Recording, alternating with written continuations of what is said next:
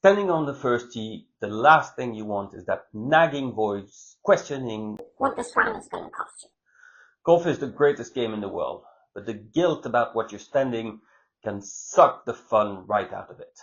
If I told you that you could play more golf and better golf in 2026 without a single ounce of that financial stress? What if you could stand on every tee box knowing this round was already paid for, all part of a plan that lets you enjoy the game guilt-free? This isn't a magic trick, and you don't need a bigger paycheck.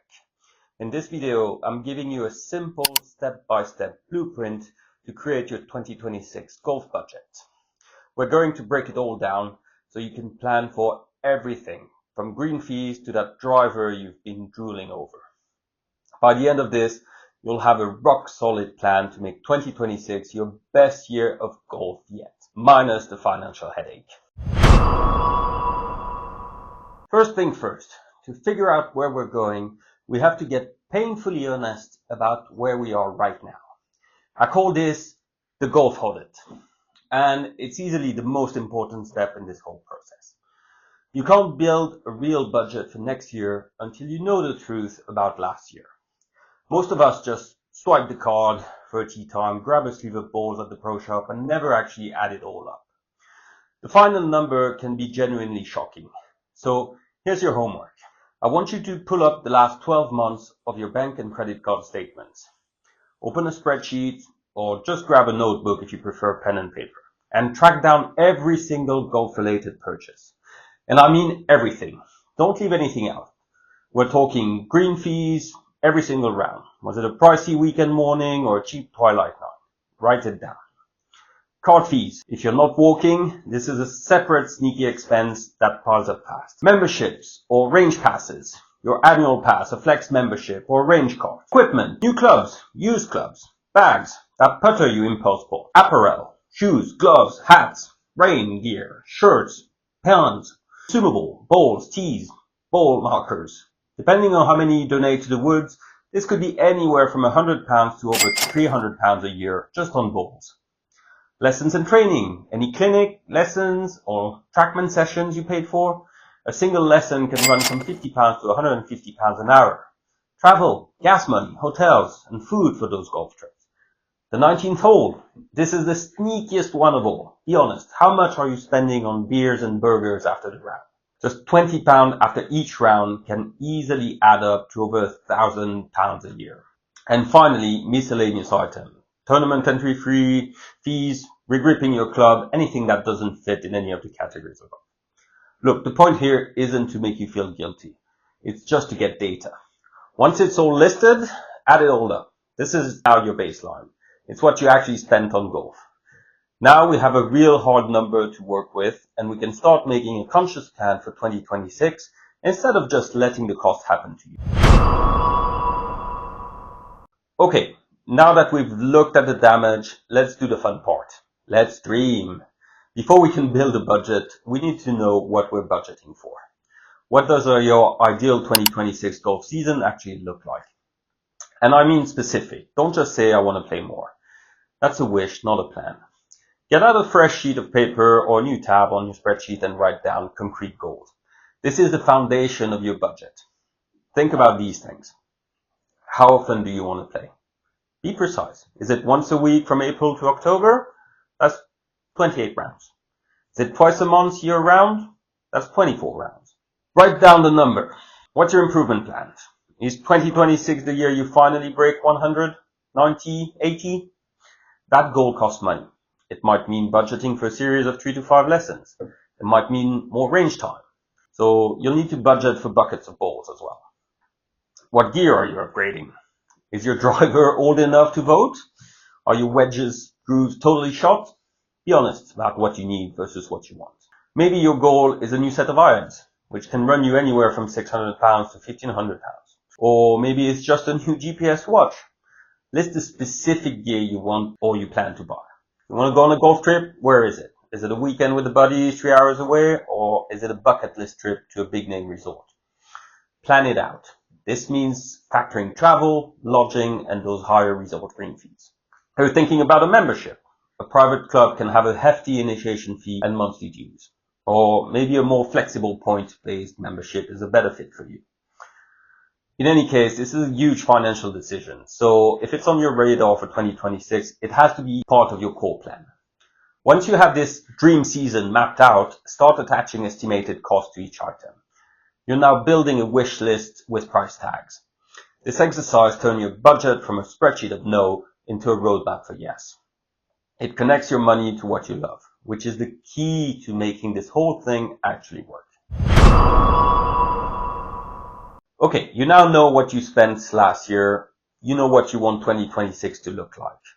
Now we merge reality with your dreams and build the actual budget. This is where we tell every single pound where to go. Instead of money just vanishing from your account, we're giving it a job. First, you need your top line number. Looking at your overall finances, how much can you realistically set aside for golf for the whole year? A common rule to use is the 50-30-20 rule, where 30% of your income goes to discretionary wants. And golf is definitely a want. Let's say you decide on a total annual golf budget of £3,500. Now we carve up that number based on your dream season goal. Green fees. This will probably be your biggest slice of the pie. Let's say your goal is 25 rounds. Look up the average cost at courses you actually play, which can be anywhere from £30 to £200.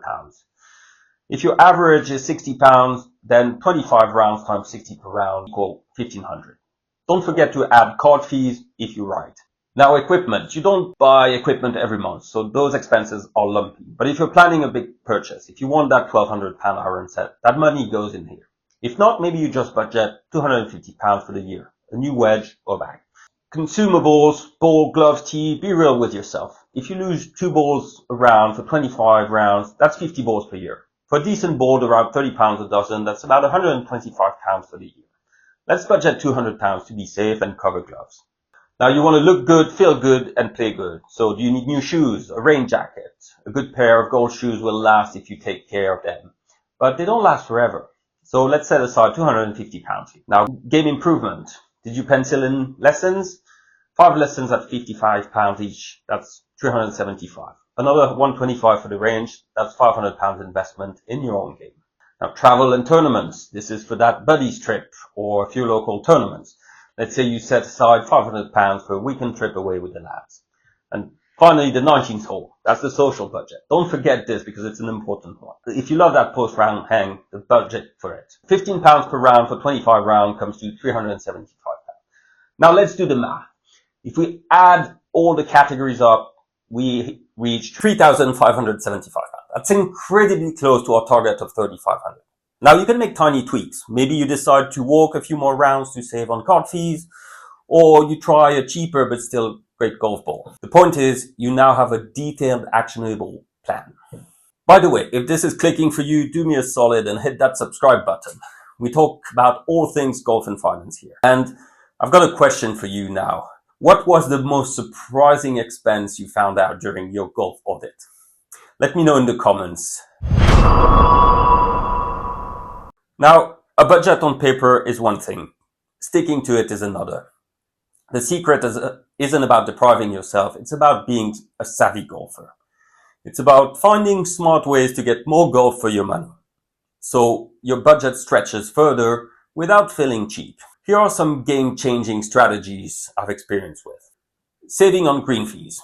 Embrace the twilight rates. The easiest way to save cash is to play in the late afternoon. Twilight rates are significantly cheaper than prime time. Weekday mornings are another gold mine if you can. Play 9. If you don't have the time for 18, a 9-hole round is a fantastic way to scratch that itch for half the cost and in half the time, especially after work. Walk the course. This is a double win. You save the £15 to £20 card fee every time and you get some great outdoor exercise. If carrying is too much though, a good push cart is one of the best investments in golf. Now look for multi-round deals. Ask your local courses about punch cards or multi-round packages. Deals like 5 rounds for the price of 4, for example. That can dramatically lower your average cost per round. Saving on equipment, buy high quality used clubs or prior year models. This is the biggest hack in golf equipment. Let someone else take the 40% depreciation. You can find last season's top-of-the-line club in mint condition for a fraction of the price. Stop chasing tech. A new driver comes out every year, promising 10 more yards and more forgiveness. The truth, the tech gains from year to year are tiny. A well-fitted club from 2-3 years ago will perform just as well for 99% of us. And then saving on consumables and apparel, just rethink your golf ball. Do you really need to be playing the same 4-pound ball as the pros? Many direct-to-consumer brands make incredible golf balls for half the price. You can buy in bulk or you can use high-grade recycled balls, also leading to huge savings. Take care of your gear. Clean your shoes, clean your grips, your clubs. This simple maintenance makes your expensive gear last longer, so you don't have to replace it as often. For clothes, shop the end of season sales. The best time to buy golf clothes for next summer is in the fall. You can get premium brands for massive discounts when stores are clearing inventory. Being a savvy consumer means your budget works for you. Every dollar you save here is a dollar you can put towards another round or a lesson or that dream trip. Now this is the final and most critical step. We are going to put this entire plan on autopilot. The number one reason budgets fail isn't a bad plan. It's the friction of having to think about it every day. We're going to make savings for golf so effortless that the money is just there when you need it. This is the set it and forget it system. Here's what you do. Open a new separate savings account or pot at your bank. And you're going to give it a name. Let's go with 2026 Golf Fund. Seriously, do it. By separating it from your main accounts, you create a psychological barrier. This money has one job and one job only, to fund your guilt-free golf season. Now take your total annual budget, let's say £3,500, divide that by 12, that's about £292 per month. Next, you're going to log into your online banking and set up an automatic recurring transfer. The day after you get paid, every single month, schedule that £292 transfer from your checking account straight into your 2026 Golf Fund. This is an absolute game changer. By automating it, you will take willpower completely out of the equation. The money is saved before you ever have a chance to spend it. It becomes just another monthly bill, like Netflix or your car payment. But instead of going to a corporation, it's going directly to your future happiness on the golf course. When it's time to book that tee time or buy that new box of balls, you just spend it right out of that fund. You can spend it with zero guilt because you know you planned for this. You aren't stealing from groceries or your family vacation fund or your kids' college fund. You're using money that you intentionally set aside for this exact purpose. The system removes the financial stress from golf. It lets you be fully present on the course, thinking about your next shot, not the cost of your last one or that ball you lost on the previous hole. It's the key to unlocking truly cost-free golf. So there you have it, guys. The 5-step blueprint to building your 2026 golf budget. So let's recap. Step 1, the golf audit. You look back at the truth of your spending. Step 2, your dream season. You designed your perfect year on the course. Step 3, the budget breakdown. You made a proactive spending plan. That's it. Step 4, the savvy golfer. You learn how to stretch your money even further. And last but not least, step 5, set it and forget it. You put the whole system on autopilot.